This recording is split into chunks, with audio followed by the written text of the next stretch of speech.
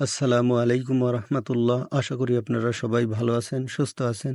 আজ আমি আপনাদের সাথে শেয়ার করতে চাই এক বিশেষ মুহূর্ত বা ঘটনা, যা এর আগে কখনো ঘটেনি।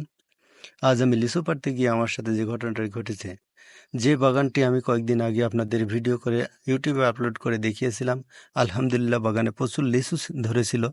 খাওয়ার জন্য 1000 লিচু রেখে বাকি লিচু সব বিক্রি করে দিয়েছি।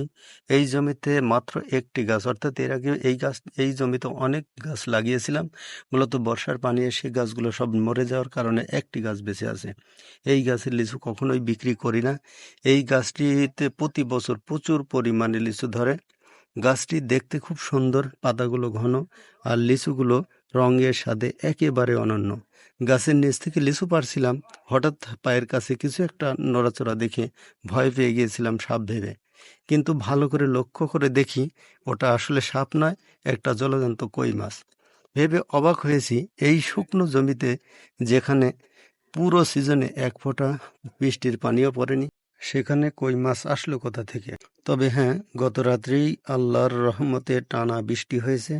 অনেকেই এই বৃষ্টির পর খালে বিলে গিয়ে কষ্ট করে মাছ ধরেছে, কিন্তু আমার মনে হচ্ছে আল্লাহ তাআলার যেন আমার জন্য নিজ হাতে একটি কই মাছ পাঠিয়ে দিয়েছেন।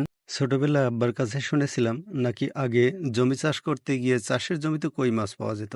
সেই কথাগুলো তখন বিশ্বাসযোগ্য মনে হয়নি, কিন্তু আজকে যখন নিজের চোখে সেই গল্পের বাস্তব রূপ দেখলাম। যাই হোক, গাছের সব লিচু না পেরে কিছু লিচু গাছে রেখে দিয়েছি। ভাবলাম প্রতিদিন গাছ থেকে টাটকা লিচু পেরে খাওয়ার মজাটাই আলাদা। পাড়া সবগুলো লিচু 50টি করে থোকা বেঁধে বাড়িতে নিয়ে আসলাম। এখন এগুলো আত্মীয় স্বজনের বাসায় পৌঁছে দেওয়ার পালা।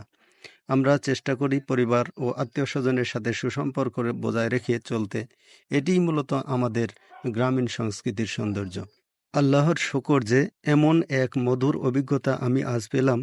লিচুর মিষ্টতা, কই মাছের বিস্ময় আর আত্মীয়তার বন্ধন, সব মিলিয়ে দিনটি হয়ে রইল সত্যিই এক স্মৃতিময়।